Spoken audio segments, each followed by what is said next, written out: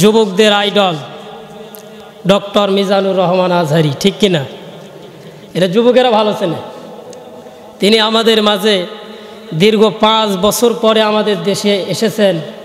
তিনি আজকে পেকুয়ার ময়দানে কক্সবাজারে তিনি তাফসির পেশ করবেন। বলেন সুবহানাল্লাহ। দীর্ঘ 5 বছর পরে, দীর্ঘ 5টি বছর আমাদের মাঝে তিনি ছিলেন না। তিনি আল্লাহ তাআলা তাকে এখন এমন একটা সম্মান দান করেছে যে আমাদের আল্লামা সাঈদী যেরকম ছিল, আল্লামা সাঈদীর মাঠে যেরকম লোক জনসংখ্যা হতো, সেই রকম জনগণ তাফসির ময়দানে উপস্থিত করার মতো একজনই বাংলাদেশে এখন বর্তমানে, তার নাম মিজানুর রহমান আজহারি। এরকম লোক আর কারো মাহফিল হয় না। তো আমি যা দেখলাম, কোরআন ও হাদিস পড়ে আমি যা দেখলাম, আমাদের এই তরুণ আলোচক ডক্টর মিজানুর রহমান আজহারি তার জীবনের সঙ্গে বিশ্বনবীর জীবনের একটা মিল আমি দেখতে পাচ্ছি। এখন এই মিলটা কীরকম আপনারা কি অনেকে জানেন, আবার জানেন না। যারা মাদ্রাসায় পড়েছে তারা জানে কীরকম। বিশ্বনবী যেরকম কাফেরদের অত্যাচারে মক্কা থেকে মদিনায় হিজরত করেছিলেন, ঠিক কিনা, এরকমও মিজানুর রহমান আজহারিও দীর্ঘ 5 বছর আগে আমাদের দেশ ছেড়ে কাফেরদের অত্যাচারে এই দেশ থেকে তিনি অন্যত্রে চলে গিয়েছিলেন। আবার তিনি ফিরে আসলেন।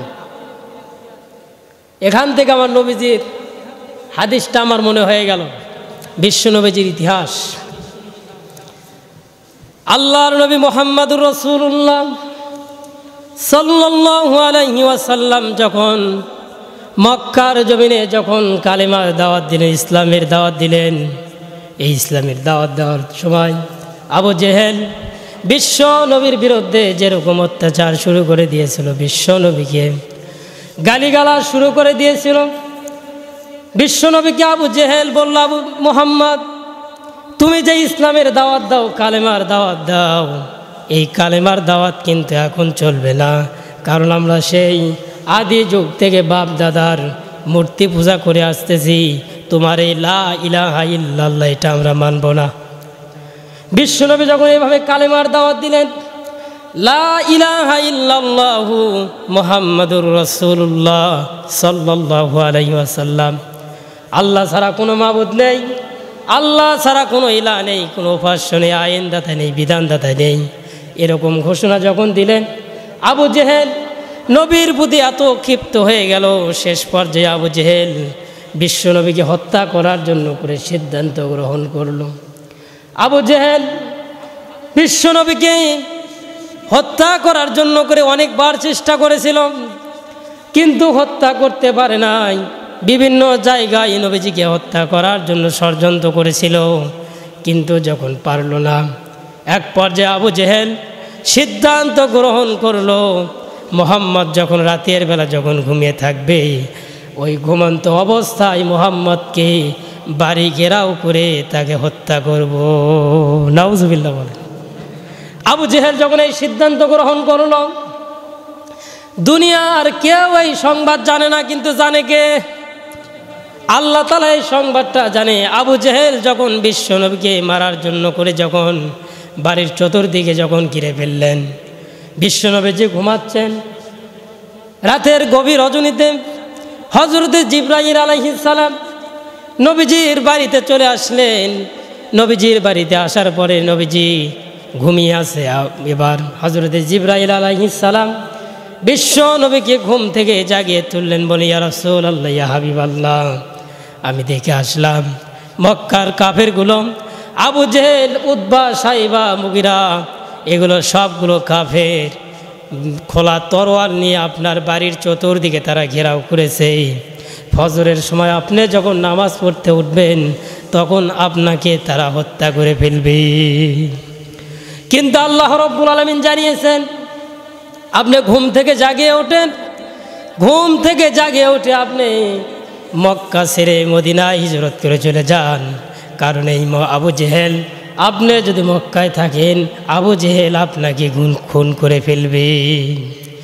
হযরতে জিবরাইল ডাক দিয়ে বলে, ইয়া রাসূলুল্লাহ, ইয়া হাবিবাল্লাহ, এই কাফেরদের ভিতর থেকে আপনি কেমন করে বের হয়ে যাবেন? সহজে তো বের হতে পারবেন না।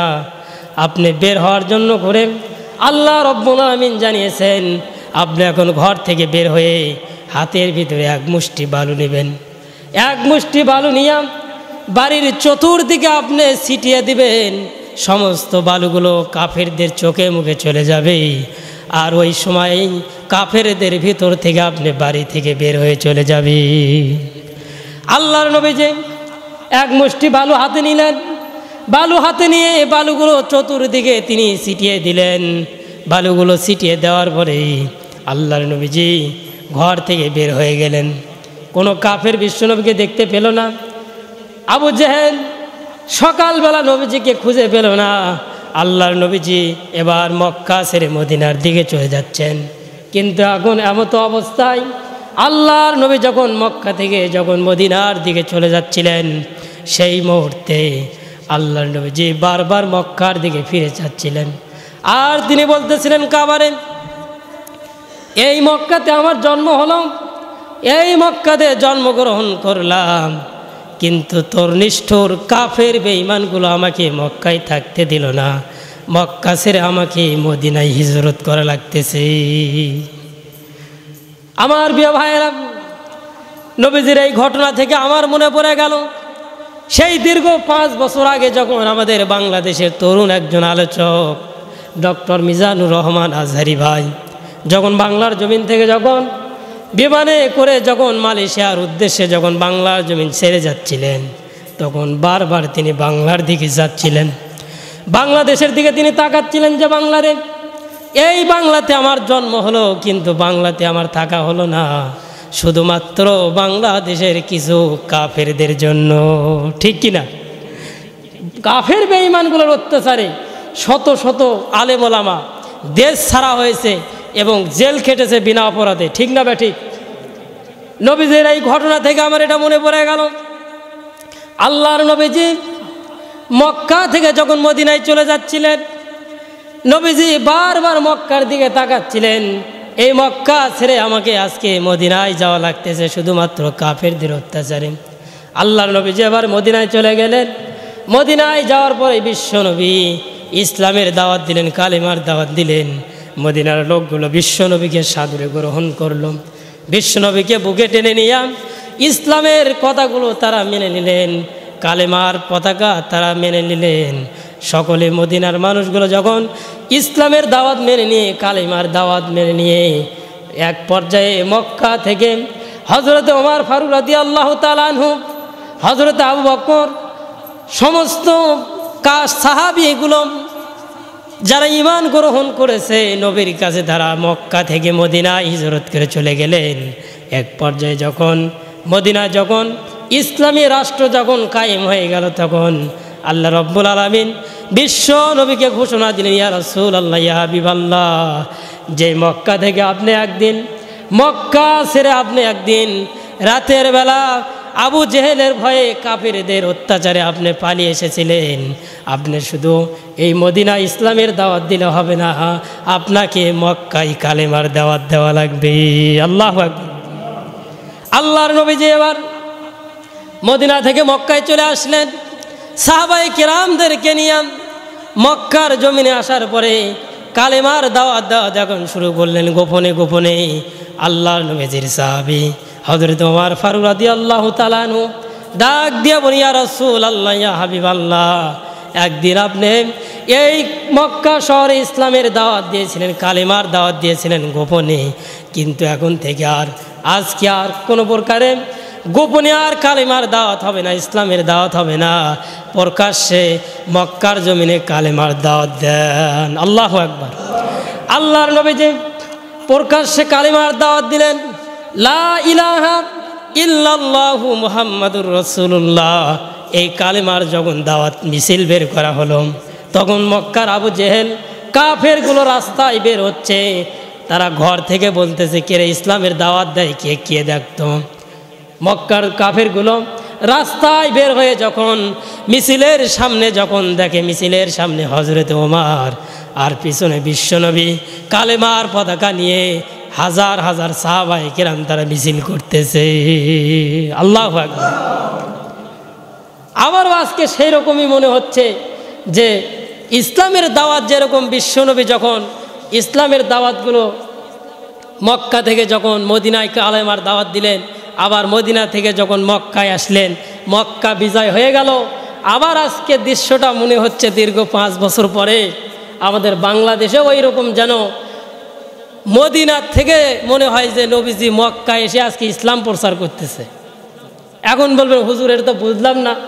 এর প্রমাণটা হচ্ছে আমাদের যে মিজানুর রহমান আজহারি ভাই আজ থেকে 5 বছর আগে আমাদেরকে ছেড়ে মালয়েশিয়ায় গিয়েছিলেন, আজকেই রাত 8টা থেকে কক্সবাজারের পেকুয়ায় তিনি কোরআনের তাফসির মাহফিল করবেন। বলেন আলহামদুলিল্লাহ।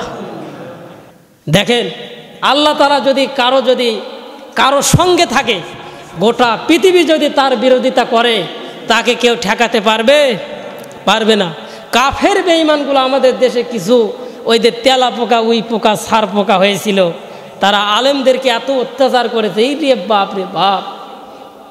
মসজিদে 20 মিনিট 30 মিনিট আলোচনা করা হয়, এই আলোচনা করতেও অনেকে বাধা দিয়েছে, ঠিক না?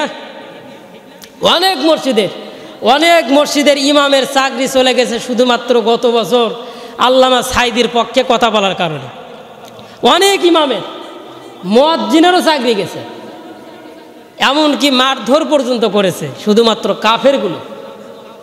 পৃথিবীতে যতগুলো কাফের, সেই শুরু থেকে হযরত আদম আলাইহিস সালামের পর থেকে যতগুলো কাফের পৃথিবীতে এসেছে, আর যতগুলো নবী এসেছে, প্রতিটি নবী এই কাফেরদের দ্বারা অত্যাচারিত হয়েছে।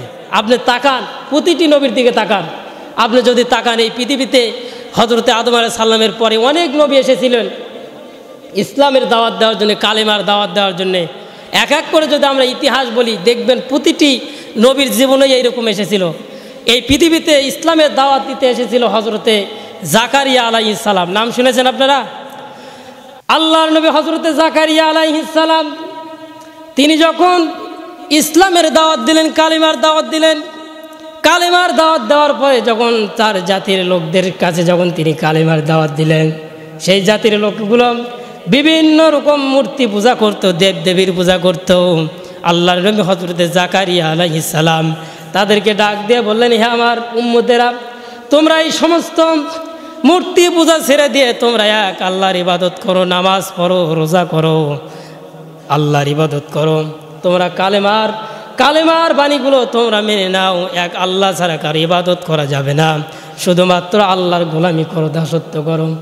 লা ইলাহা ইল্লাল্লাহ, আল্লাহ ছাড়া কোনো মাবুদ নেই, উপাস্য নেই, ইলা নেই। তোমরা কি মাটি দিয়ে মূর্তি বানাও, আবার ওই মূর্তির পূজা করে, এর ভেতরে কি আছে? হযরতে জাকারিয়া আলাইহিস সালাম যখন এই কালেমার দাওয়াতগুলো যখন তার জাতির সামনে যখন দিলেন, তখন তার জাতির লোকেরা হযরতে জাকারিয়া আলাইহিস সালামকে ডাক দিয়ে বললেন, জাকারিয়া, তুমি যদি এই সমস্ত কথাগুলো যদি কালেমার দাওয়াত দাও যদি বন্ধ না করে দাও, যদি ইসলামের কথা বলা যদি বন্ধ করে না দাও, তাহলে কিন্তু আমরা কিন্তু তোমাকে দুনিয়ার থেকে বিদায় করে দিব। নাউজুবিল্লাহ বলে। কাফেরদের স্বভাবগুলোই হচ্ছে শুধু আলেমদেরকে, নবীদেরকে মারধর করা, ঠিক না? ঠিক। সেই পূর্বে যুগ থেকেই কাফেরগুলো ডাক দিয়ে বলল, জাকারিয়া, তুমি যদি ইসলামের কথা যদি কালেমার কথাগুলো যদি বলা বাদ না দাও, তাহলে আমরা তোমাকে দুনিয়ার থেকে বিদায় করে দেব।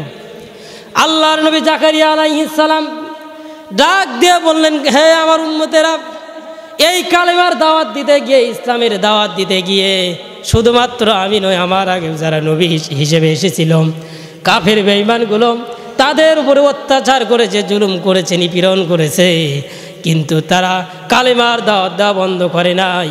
সেরকম আমিও দাওয়াত দেওয়া বন্ধ করব না।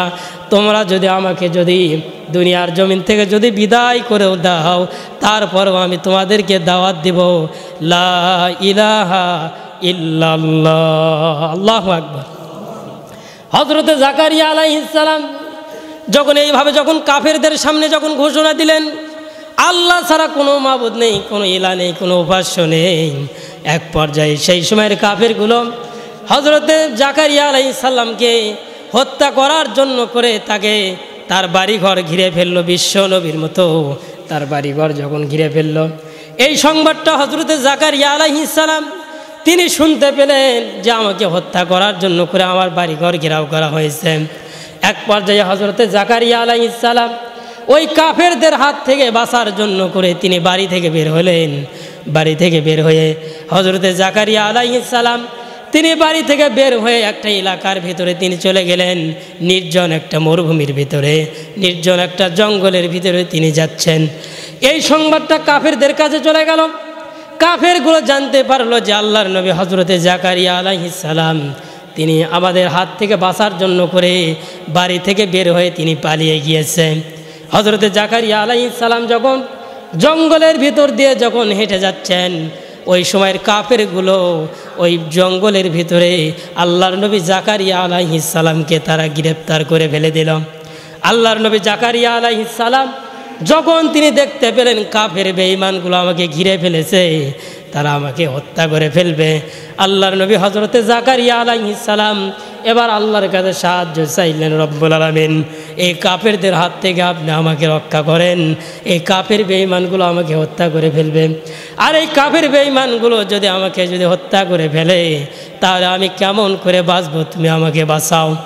আল্লাহ রব্বুল আলামিন সঙ্গে সঙ্গে হযরতে জাকারিয়া আলাইহিস সালামকে ডাক দিয়ে বললেন, জাকারিয়া, এখানে তোমাকে বাঁচানোর মতো একটাই উপায়, এখানে তো তোমাকে বাঁচানোর মতো কোনো রাস্তা নেই।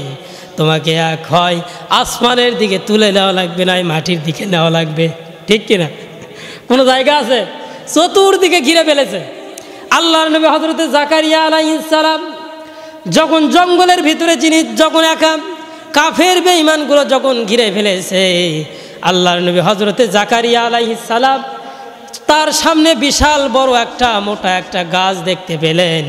হযরতে জাকারিয়া আলাইহিস সালাম ওই গাছকে ডাক দিয়ে বললেন, গাছ তুই দুই ভাগ হয়ে যা, আমি তোর ভেতরে প্রবেশ করব, এই কাফের বেঈমানদের হাত থেকে তুই আমাকে রক্ষা কর। হযরতে জাকারিয়া আলাইহিস সালাম এই কথা বলার সঙ্গে সঙ্গে গাছটা দুই ভাগ হয়ে গেল, গাছটা চিরে গেল। হযরতে জাকারিয়া আলাইহিস সালাম গাছের ভিতরে প্রবেশ করলেন। গাছের ভিতরে প্রবেশ করা মাত্রই শয়তান ওই দিক দিয়ে একটা শয়তানি করেছে। আল্লাহর নবী যখন জাকারিয়া আলাইহিস সালাম গাছের ভিতরে যখন প্রবেশ করেন, শয়তান হযরতে জাকারিয়া আলাইহিস সালামের জুব্বা মোবারক টেনে ধরেছিল। দেখছেন শয়তানের বুদ্ধি। জাকারিয়া সালামের জুব্বাটা যখন টেনে ধরলেন, টেনে ধরা মাত্রই জুব্বার কাপড় সামান্য একটু বের হয়েছিল, দেখা যাচ্ছিল বাহির থেকে যে এটা কাপড় আর এর ভিতরে মানুষ আছে। ওই শয়তান ওই জায়গায় মানুষের রূপ নিয়ে দাঁড়িয়েছিল। শয়তান যখন দাঁড়িয়ে থাকলো, কাফেরগুলো যখন চলে আসলো, কাফেরগুলো আসার পরে শয়তান এবার কাফেরদেরকে বলল, এই কাফের এই লোকেরা তোমরা কাকে খুঁজতেছো? তখন ওই সময়ের কাফেরগুলো বলল যে আমরা খুঁজতেছি এই জামানায় যাই নবী হিসেবে পরিচয় দেয়, কালেমার দাওয়াত দেয়, ইসলামের দাওয়াত দেয়, জাকারিয়া, আমরা তাকে খুঁজতেছি, ওকে হত্যা করে ফেলবো। বলেন নাউজুবিল্লাহ। শয়তান তখন বলল, তোমরা তো তাকে খুঁজে পাবে না। তখন লোকজন বলল, কেন?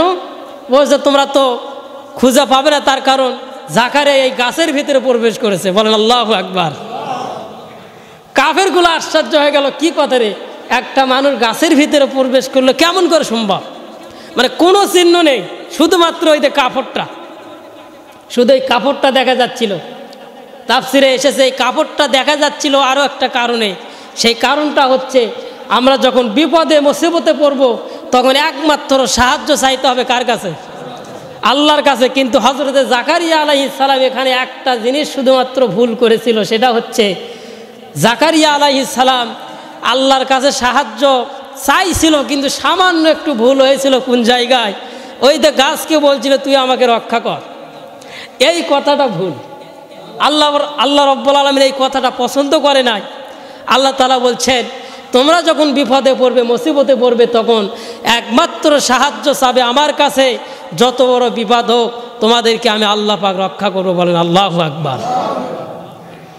হযরতে জাকারিয়া আলাইহিস সালাম যখন ওই গাছের ভিতরে প্রবেশ করলেন, শয়তান ডাক দিয়ে বলল, জাকারিয়া এই গাছের ভিতরে প্রবেশ করেছে।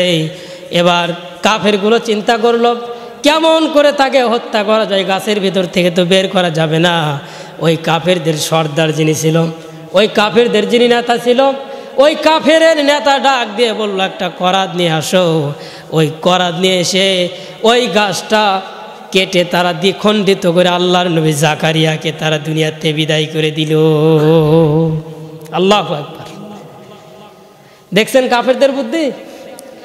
পৃথিবীতে যত কাফের জন্ম নেবে, কাফেরদের একটাই কাজ, মানুষদেরকে শুধু মারা। কি কাজ? মনে হয় আপনাদের এলাকায় 2-4 জন নাই নাই। এই কাফের যারা হবে দেখবেন, এই কাফেরগুলোর কাজটাই হচ্ছে যে তারা কেমন করে আপনার হচ্ছে মানুষকে শুধু মারবে, চুরি করবে, ডাকাতি করবে, মারধর করবে। এছাড়াতে ভালো কোনো কাজ এদের দ্বারাই সম্ভব নয়, পারবে না। প্রতিটি কাফের কাজই এইটা, শুধু ভালো কাজে বাধা দেওয়া। পৃথিবীতে যতগুলো নবী এসেছে আমরা শুনলাম, এটা জাকারিয়া আলাইহিস সালামের ইতিহাস। তাকে শেষ পর্যন্ত ইসলামের দাওয়াত দিতে গিয়ে জীবনটাই দেওয়া লাগবে। প্রতিটি নবী, যতগুলো নবী পৃথিবীতে এসেছে, এমন কোনো নবী নেই। সূরা ইয়াসিনের ভিতরে আল্লাহ তাআলা বলছে, এমন কোনো নবী পৃথিবীতে যায়নি যার উপরে সমকালীন কাফিরগুলো অত্যাচার করেনি, জুলুম করেনি। বিশ্ব নবীর পূর্বে একজন নবী এসেছিল, তার নাম হযরত ঈসা আলাইহিস সালাম। নাম জানেন তো সবাই। হযরত ঈসা আলাইহিস সালাম তিনি জন্মগ্রহণ করেছিলেন। তার কি বাবা ছিল? বলেন। হযরত ঈসা আলাইহিস সালামের বাবা নেই, এটা আরও একটা বিপদ।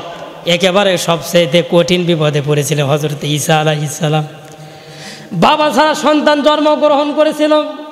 আল্লাহর নবী হযরত ঈসা আলাইহিস সালাম জন্মগ্রহণ করার পরে এবার ঈসা আলাইহিস সালামের মা হযরতে মরিয়ম মানুষের কাছে প্রশ্নবিদ্ধ হয়ে গেল। কাফেরগুলো ডাক দিয়ে বলল, মরিয়মের চরিত্র খারাপ। নাউজুবিল্লাহ বলেন। কেমন করে পিতা ছাড়া সন্তান জন্মগ্রহণ করে? এই কথা যখন বললেন, হযরতে ঈসা আলাইহিস সালাম ছোট্ট শিশু দোলনার ভিতর থেকে হযরতে মরিয়ম ডাক দিয়ে বলছেন, তোমরা আমার ওই সন্তানকে জিজ্ঞাসা করো, ওই সন্তান নিজেই জবাব দেবে। আমি কোনো প্রকারের চরিত্রহীন নই, ওই সন্তানকে আল্লাহ তাআলা পিতা ছাড়াই তৈরি করেছে। এই কাফেরগুলো বলল, কেমন করে সম্ভব? একটা বাচ্চার বয়স 10 দিন 15 দিন, এই বাচ্চা কি কথা বলতে পারে? কিন্তু আল্লাহ রাব্বুল আলামিন হযরত ঈসা আলাইহিস সালামকে এমন ক্ষমতা দান করেছিলেন। হযরত ঈসা আলাইহিস সালাম ওই দোলনার ভিতরে ছোট্ট শিশু, ছোট্ট বাচ্চা, ছোট্ট অবস্থায় থাকার পরে আল্লাহর নবী হযরতে জাকারিয়া আলাইহিস সালাম, তাকে যখন প্রশ্ন করা হলো, হে সন্তান তুমি জবাব দাও তোমার পিতাকে। হযরতে ঈসা আলাইহিস সালাম দোলনার ভিতর থেকে জবাব দিচ্ছেন, হে দুনিয়ার মানুষেরা, আমাকে কোনো প্রকারে তোমরা কলঙ্কের কোনো ছাপ দিও না, কারণ আল্লাহ রব্বুল আলামিন পিতা ছাড়াই আমাকে নিজ কুদরতিভাবে সৃষ্টি করেছেন। আল্লাহু আকবার। হযরত ঈসা আলাইহিস সালাম এভাবে করে তিনি বড় হলেন। বড় হওয়ার পরে ইসলামের দাওয়াত দিলেন, কালিমার দাওয়াতগুলো যখন দিলেন, মানুষের মাঝে যখন বললেন, লা ইলাহা ইল্লাল্লাহ, আল্লাহ ছাড়া কোনো মাবুদ নেই, আল্লাহ ছাড়া কোনো ইলাহ নেই, আল্লাহ ছাড়া কোনো উপাস্য নেই, আইনদাতা নেই, বিধানদাতা নেই, এইরকম ঘোষণা যখন দিলেন, কাফের বেঈমানগুলো হযরতে ঈসা আলাইহিস সালামকে একই হুমকি দিল, হে ঈসা, তুমি যদি এই লা ইলাহা ইল্লাল্লাহ, এই কালেমার দাওয়াত দেওয়া যদি বন্ধ না করে দাও, তাহলে আমরা তোমাকে হত্যা করব, আমরা তোমাকে দুনিয়াতে বিদায় করে দেব। আল্লাহর নবী হযরত ঈসা আলাইহিস সালাম ডাক দিয়ে বলে, হে কাফেরগুলো, তোমরা যদি আমাকে যদি মারতে মারতে যদি ইসলামের দাওয়াত দেওয়ার কারণে যদি তোমরা যদি আমাকে দুনিয়ার থেকেও যদি বিদায় করে দাও, তারপরও আমি ইসলামের দাওয়াত দেওয়া বন্ধ করব না। আমি চিরজীবন যতদিন বাঁচব ততদিন আমি কালিমার দাওয়াত দিয়ে যাব। হযরত ঈসা আলাইহিস সালাম এই কথা যখন কাফেরদের সামনে বললেন, কাফেরগুলো হযরত ঈসা আলাইহিস সালামের উপরে এমনভাবে ক্ষিপ্ত হয়ে গেল, এমনভাবে রাগান্বিত হয়ে গেল, হযরত ঈসা আলাইহিস সালামকে ওই একইভাবে গ্রেপ্তার করে ফেলল। হযরত ঈসা আলাইহিস সালাম যখন বাড়ির ভিতরে যখন ঘুমিয়ে আছেন, তিনি যখন বাড়ির ভিতরে যখন অবস্থান করতেছিলেন, এমতো অবস্থায় কাফেরগুলো হযরত ঈসা আলাইহিস সালামের বাড়িটা ঘেরাও করে ফেলল। বাড়ির চতুর্দিকে তলোয়ার নিয়ে তারা দাঁড়িয়ে আছে, ঘর থেকে বের হলেই তাকে হত্যা করে ফেলবে। আল্লাহর নবী হযরত ঈসা আলাইহিস সালাম যখন এই সংবাদটা যখন জানতে পারলেন যে বাহিরে কাফেরগুলো দাঁড়িয়ে আছে, হযরত ঈসা আলাইহিস সালাম সাহায্য চাইলেন আল্লাহর কাছে। আল্লাহকে বললেন, রব্বুল আলামিন, এই কাফেরদের হাত থেকে একমাত্র তুমি ছাড়া আমাকে কেউ বাঁচাতে পারবে না, তুমি আমাকে রক্ষা করো। ওই কাফেরগুলো যখন ঈসা আলাইহিস সালামকে হত্যা করার জন্য করে যখন বাড়ির ভিতরে প্রবেশ করলেন, এক পর্যায়ে ঈসা আলাইহিস সালামকে হত্যা করার জন্য তার ঘরের ভেতরে প্রবেশ করল। কাফেরগুলো অনেকক্ষণ অপেক্ষা করতেছিল। ঈসা আলাইহিস সালাম যখন বের হচ্ছিলেন না, তখন এই কাফেরগুলো ঘরের ভিতরে প্রবেশ করলো। ঘরের ভিতরে প্রবেশ করার সঙ্গে সঙ্গে ওই কাফেরটা তরবারি নিয়ে ঘরের ভিতরে প্রবেশ করেছে, আল্লাহর নবী হযরত ঈসা আলাইহিস সালামকে হত্যা করবে। কিন্তু এখানে আল্লাহর ফয়সালা দেখেন, আল্লাহ পাক বলছেন, সমস্ত বিপদ আপদ মুসিবতে যখন তোমরা পড়বে, তখন দুনিয়ার কারো কাছে সাহায্য চাবে না, তখন তোমরা একমাত্র আমার কাছে সাহায্য চাবে, আমি আল্লাহ পাক তোমাদেরকে সাহায্য করব। আল্লাহু আকবার। হযরত ঈসা আলাইহিস সালাম আল্লাহর কাছে সাহায্য চাইলেন। আল্লাহর কাছে যখন তিনি সাহায্য চাইলেন, সাহায্য চাওয়া মাত্রই আল্লাহ রব্বুল আলামিন তার দরবার থেকে এমন একটা ফয়সালা করে দিলেন, আল্লাহর নবী হযরত ঈসা আলাইহিস সালামকে সঙ্গে সঙ্গে আসমানে উঠিয়ে নিলেন। আর ওই যেই কাফেরটা ঘরের ভিতরে প্রবেশ করেছিলেন ঈসা আলাইহিস সালামকে হত্যা করার জন্যে, হযরত ঈসা আলাইহিস সালামের যেরকম আকৃতি ছিল, যেই রকম চেহারা ছিল, ওই কাফেরকে হযরত ঈসা আলাইহিস সালামের আকৃতি দান করে দিলেন। আল্লাহু আকবার। আল্লাহ তাআলার ওই কাফেরটা যখন ঈসা আলাইহিস সালামকে যখন হত্যা করার জন্য যখন ঘরের ভিতরে প্রবেশ করলেন, ঈসা আলাইহিস সালামকে আল্লাহ পাক উঠিয়ে নিলেন সরাসরি একেবারে আসমানে। আর ঈসা আলাইহিস সালামের যে চেহারা ছিল, ওই আকৃতিটা দান করলেন ওই কাফেরকে। কাফেরকে যখন দান করা হলো, তখন ঈসা আলাইহিস সালাম তো আর ঘরের ভিতরে নেই, তিনি গেছেন কোথায়?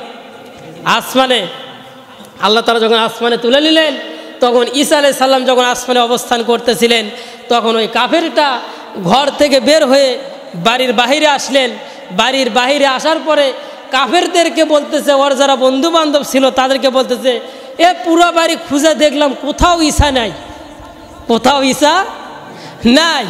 কিন্তু ওই কাফেরগুলো বলতেছে, কে রে, এই বেটা তো আচ্ছা মিশা কথা বলে রে, ঈসা আবার বলেছে ঈসা নাই। আল্লাহু আকবার বলেন। আল্লাহ পাকের ফয়সালা দেখেন, যখন ঈসা আলাইহিস সালামের আকৃতি যখন ওই কাফেরকে দেওয়া হলো, তখন বের হয়ে আসছে, বলতেছে যে ঈসা ঘরের ভিতরে নাই, ঈসা পালিয়েছে, চলো আমরা জঙ্গলের ভিতরে দেখি। তখন কাফেরগুলো বলতেছে, বেটা আমাদের হাত থেকে বাঁচার তোর এটা নতুন বুদ্ধি, তোর বুদ্ধি আজকে খায়া ভালো, ধর বেটা। তখন সমস্ত কাফেরগুলো ওই লোকটাকে ধরে ঈসা আলাইহিস সালাম মনে করে তাকে গ্রেফতার করে ধরে নিয়ে গেল। গ্রেফতার করে নিয়ে যাওয়ার পরে ওই কাফেরগুলো তাদের বন্ধু, তাদের সাথীকে তারা আপনার ওই ধরার পরে হাত পাও বেঁধে একেবারে এরকম করে কাঠের সঙ্গে বেঁধে হাতের ভিতরে পিরেক মারে, বুকের ভিতরে পিরেক মারছে, মাথার ভিতরে পিরেক মারছে। এক পর্যায়ে তাকে গলায় ফাঁস দিয়ে দুনিয়ার থেকে বিদায় করে দিয়েছেন। বলেন আল্লাহু আকবার। কাফেরগুলো তখন ঘোষণা দিল, শেষ, ঈসা আজ থেকে শেষ, আমাদেরকে আজ থেকে আর কেউ জ্বালাতন করতে পারবে না। কিন্তু হযরত ঈসা আলাইহিস সালাম কি মারা গেছে? মারা যায়নি। হযরত ঈসা আলাইহিস সালাম তিনি এখনও বর্তমানে আসমানে তিনি অবস্থান করতেছেন। হযরত ঈসা আলাইহিস সালাম কিয়ামতের আগে আবার দুনিয়াতে আসবেন, আবার তিনি কালেমার দাওয়াত দিবেন। বলেন আল্লাহু আকবার। এখান থেকে কি বুঝলেন? আপনি যদি ইসলামের পক্ষে থাকেন, কালেমার পক্ষে যদি থাকেন, তাহলে আপনি যখন ইসলামের কথা বলবেন, কালেমার কথা বলবেন, তখন আপনাকে কাফের বেঈমানগুলো কখনোই ভালোবাসবে না, আপনার উপরে তারা অত্যাচার করবেই। ঠিক না ব্যা ঠিক? এখান থেকে তো প্রমাণ দেখলেন ঈসা আলাইহিস সালাম একজন নবী, অথচ তাকে কিভাবে হত্যা করার চেষ্টা করলো, এক পর্যায়ে হত্যা করেওছে। ঠিক না?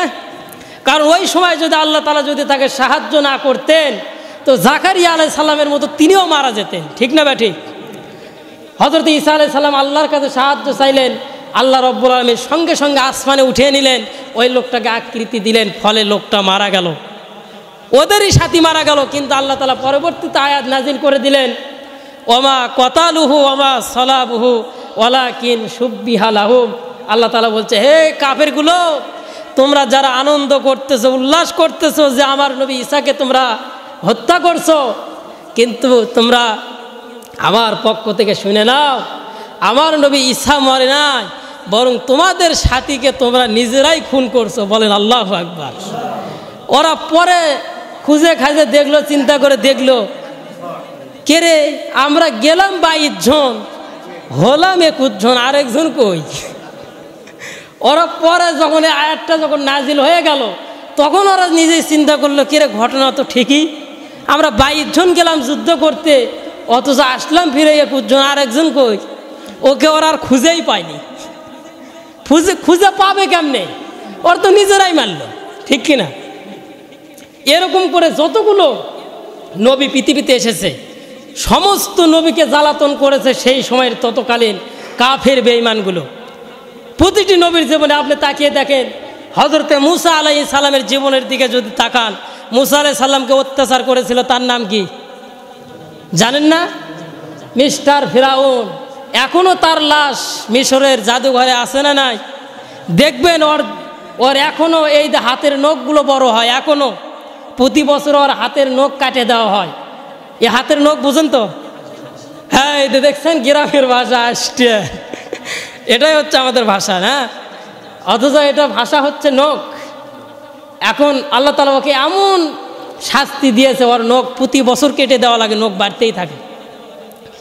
এই ফিরাউন হযরত মূসা আলাইহিস সালাম যখন ফিরাউনের কাছে যখন গেলেন ইসলামের দাওয়াত নিয়ে, কালেমার দাওয়াত নিয়ে যখন চলে গেলেন, হযরত মূসা আলাইহিস সালাম এবং তার ভাই হযরতে হারুন আলাইহিস সালাম বিশাল রাজপ্রাসাদের ভিতরে গেলেন। ওই রাজপ্রাসাদের কাছে গিয়ে ফিরাউনকে ডাক দিয়ে বললেন, ফিরাউন, কালেমা পর, আল্লাহর পক্ষ থেকে ওই এসেছে, ইযহাব ইলা ফিরআউনা ইন্নাহু তাগা। আল্লাহ তাআলা বলছে, হে মূসা, তুমি ফিরাউনের কাছে চলে যাও, ফিরাউন সীমা লঙ্ঘন করেছে, নিজেকে রব বলে দাবি করেছে, তুমি ফিরাউনের কাছে যাও, কালেমার দাওয়াত দাও। ফিরাউনকে বলো সে যেন কালেমার দাওয়াত মেনে নেয়, ইসলামের দাওয়াত মেনে নেয়, আমি আল্লাহ তাআলার আইনে যেন রাষ্ট্র পরিচালনা করি। আল্লাহর নবী মূসা আলাইহিস সালাম এবং হারুন আলাইহিস সালাম দুই ভাই মিলে হাতের ভিতরে একটা লাঠি নিয়া ফিরাউনের রাজপ্রাসাদে যাওয়ার পরে ফিরাউনকে ডাক দিয়ে বলল, ফিরাউন, ইসলামের আইন মেনে নে, কালেমার দাওয়াত মেনে নে, নিজে কালেমা পড়। ফিরাউন ডাক দিয়ে বলছে, মূসা, কেমন করে আমি আজকে কালেমার দাওয়াত মেনে নেব? কারণ আমার চাইতে বড় রব এই দুনিয়ায় আর কেউ নাই। নাউজুবিল্লাহ বলেন। আল্লাহর নবী মূসা আলাইহিস সালাম ফিরাউনকে ডাক দিয়ে বলল, ফিরাউন রে, যদি আল্লাহর আইন যদি মেনে না নাও, কালেমার দাওয়াতটা তুমি যদি গ্রহণ না করো, তাহলে আল্লাহর পক্ষ থেকে এমন আযাব আসবে, এই যে আমার হাতে যে লাঠি দেখতেছো, এই লাঠি দিয়া তোকে দুনিয়ার থেকে বিদায় করে দিব। একটা মানুষ যদি আরেকটা মানুষকে মারতে চায়, তার বিরুদ্ধে কি শত্রুতা পারে না বন্ধুত্ব পারে? হযরত মূসা আলাইহিস সালাম যখন লাঠি নিয়ে যখন ফিরাউনকে যখন কালেমার দাওয়াত দিলেন, কারণ পৃথিবীতে যত নবী ও রাসূল এসেছে সবচেয়ে কঠিন নবী ছিলেন হযরতে মূসা আলাইহিস সালাম, ঠিক কিনা? কোনো ছাড় নেই। যদি কোনো লোককে বলছে এই কাজ কর, যদি বলে না করব না, এই কাজ কর, করব না, এই কাজ কর, 3 বার বলার পরে কষে এক থাপ্পড় মারাও শেষ, দুনিয়ার থেকে ডিলেট। আল্লাহু আকবার বলেন। ফিরাউনের বাবুরচিকে এক থাপ্পড়ে দুনিয়ার থেকে বিদায় করে দিয়েছে। ওই একটা কথা এরকম বলছে, এটা কর, বলছে করবো না, দিছে এক থাপ্পড় মারা শেষ, ওই দুনিয়ার থেকে বিদায় নাই। ফিরাউনের সঙ্গে যেরকম এরকম কথা হলো, তখন ফিরাউন শেষ পর্যায়ে হযরত মূসা আলাইহিস সালামকে হুমকি দিল। ফিরাউন ঘোষণা দিল, মূসা, তুমি যদি ইসলামের দাওয়াত দাও, কালেমার দাওয়াত দাও, যদি বন্ধ না করো, আমি তোমাকে হত্যা করব, দুনিয়ার থেকে বিদায় করে দেব। বলেন আল্লাহু আকবার। হযরত মুসা আলাইহিস সালামকে ফিরআউন হত্যা করার জন্য করে হাজার হাজার সৈন্যবাহিনী নিয়ে রওনা করলো। হাজার হাজার সৈন্যবাহিনী নিয়ে যখন রওনা করলো, হযরত মুসা আলাইহিস সালাম এবং তার উম্মতেরা যারা কালেমার দাওয়াত গ্রহণ করে মুসলমান হয়েছিল, ওই উম্মতগুলোকে তারা গ্রেফতার করে ঘিরে ফেলল। আল্লাহর নবী হযরত মুসা আলাইহিস সালাম ওই ফিরআউনের হাত থেকে বাঁচার জন্য করে আল্লাহর কাছে সাহায্য চাইলেন। রব্বুল আলামিন, এখন তো ফিরআউন আমাকে মেরে ফেলবে, আমি কি করব? আল্লাহ রব্বুল আলামিন ডাক দিয়ে বলল, মুসা রে, এই ফিরআউনের হাত থেকে আমি তোমাকে রক্ষা করব। তুমি মিশর ছেড়ে দিয়া তুমি মাদিয়ানের দিকে তুমি হিজরত করে চলে যাও। আল্লাহু আকবার। হযরত মুসা আলাইহিস সালাম তার দলবল নিয়ে, ইমানদার ব্যক্তিদেরকে নিয়ে যখন তিনি মাদিয়ানের দিকে যখন হিজরত করতেছিলেন, এক পর্যায়ে তার সামনে বিশাল একটা নদী পড়ে গেল, তার নাম নীল নদ। নাম কি? এই নীল নদ যখন পড়ে গেল, হযরত মুসা আলাইহিস সালাম তাকিয়ে দেখে ডান দিকেও ফিরআউনের বাহিনী, বাম দিকেও ফিরআউনের বাহিনী, পিছন দিকেও ফিরআউনের বাহিনী। এখন বাঁচার কি আর উপায় আছে? আর সামনের দিকে তাকিয়ে দেখে বিশাল সমুদ্র নীল নদ। নদীর ভিতরে যদি, পানির ভিতরে যদি সবাই যদি লাফ দিয়ে যদি নেমে যায়, বাঁচবে? বাঁচার উপায় আছে? হযরত মুসা আলাইহিস সালাম সেখানে দাঁড়িয়ে থাকলেন, তিনি আল্লাহকে স্মরণ করলেন। এক পর্যায়ে মুসা আলাইহিস সালামের সাথী সঙ্গীগুলো ডাক দিয়ে বলে, ইয়া রাসূলুল্লাহ, ইয়া কালিমুল্লাহ, আমরা বুঝি এবার দুনিয়ার থেকে বিদায় হয়ে যাব, কারণ চতুর্দিকে ফিরআউনের বাহিনীগুলো আমাদেরকে গ্রেফতার করেছে, চতুর্দিক থেকে ঘিরে ফেলেছে, সামনেও নীল নদ, নদীর ভিতরে নামলেও মারা যাব, দাঁড়িয়ে থাকলেও মারা যাব। ঠিক না বা ঠিক? হযরত মুসা আলাইহিস সালামের ছাতিগুলো যখন ডাক দিয়ে বলল, হে আল্লাহর নবী মুসা, আমরা বুঝি এবার মারা যাব। আল্লাহর নবী মুসা আলাইহিস সালাম ডাক দিয়ে বলল, হে আমার উম্মতেরা, ভয় পাওয়ার কোনো কারণ নেই। এই যুদ্ধের ময়দানে আমি মুসা একা নেই, আমাদের দলের ভিতরেও আল্লাহ রব্বুল আলামিন রয়েছে। আল্লাহকে কি কেউ মারতে পারবে? মারা সম্ভব? আল্লাহ রব্বুল আলামিন সঙ্গে সঙ্গে মুসা আলাইহিস সালামকে নির্দেশ দিলেন, মুসা রে, তিন দিক থেকে ফিরআউন তোমাদেরকে ঘিরে ফেলেছে, আর আমি আল্লাহ রব্বুল আলামিন তোমাদেরকে ঘিরে ফেলেছি সামনের দিকে পানি দ্বারা। কিন্তু আমি আল্লাহ রব্বুল আলামিন তোমাকে এখন সাহায্য করব, তোমাকে সহযোগিতা করব, তোমাকে বাঁচাবো। তোমার হাতে যে লাঠি আছে, ওই লাঠি দেয়া তুমি পানির ভিতরে আঘাত করো, তোমার জন্য করে আমি আল্লাহ পাক রাস্তা তৈরি করে দিব। হযরত মুসা আলাইহিস সালাম আল্লাহর নামটা নিয়ে পানির ভিতরে যখন লাঠি দিয়ে যখন একটা আঘাত করলেন, বাড়ি দিলেন, ওই আঘাত করার সঙ্গে সঙ্গে হযরতে মুসা আলাইহিস সালামের জন্য বিশাল বড় বড় 12টি রাস্তা বের হয়ে গেল। হযরতে মুসা নবীর জন্য যখন 12টি রাস্তা বের হয়ে গেল, আল্লাহর নবী মুসা আলাইহিস সালাম সমস্ত উম্মতদেরকে ডাক দিয়ে বলে, হে আমার উম্মতেরা, তাড়াতাড়ি করে রাস্তার ভিতরে নামো। আল্লাহু আকবার। কারণ এই রাস্তার ভিতরে যদি তোমরা নামো, ফিরআউনের আর ক্ষমতা নাই তোমাকে মারতে পারে, বরং এই রাস্তার ভিতরে আসলে ফিরআউন নিজেই মারা যাবে। ঠিক কিনা? হযরত মুসা আলাইহিস সালামের সাথীগুলো যখন ওই রাস্তার ভিতরে যখন নামলেন, নামার পরে যখন সামনের দিকে রওনা করলেন, কিছু দূর যাওয়ার পরে হযরত মুসা আলাইহিস সালাম যখন রাস্তার ঠিক মাঝখানে, তখন ফিরআউন রাস্তার কাছে এসে দেখে এত বড় বিশাল বড় রাস্তা আমার দাদা বানিয়েছে, আমি জানি না। কি বলতেছে? মানে ওর মন্ত্রী যেগুলো ছিল, ওরগুলো বলছে, কে রে, এই জায়গায় এত বড় বড় রাস্তা আমি জীবনে দেখিনি, আমাকে তো তোরা বলিস নি, তোর গরুকে এতদিন বেতন দেওয়াই ভুল। কে রে, এই রাস্তা দিয়ে তো ব্যবসা করা যেত। ঠিক কিনা? কারণ নদীর ভিতর দিয়ে ওই গাড়ি অন্য দেশ থেকে আনলে ইনকাম কম হবে না বেশি হবে? বেশি হবে। ফিরআউন বলতেছে এ রাস্তা ছিল আমি জানি না। এই তাহলে এখন ফিরআউন বলতেছে মুসাকে আমি দেখতেছি না, মুসা তাহলে গেল কই?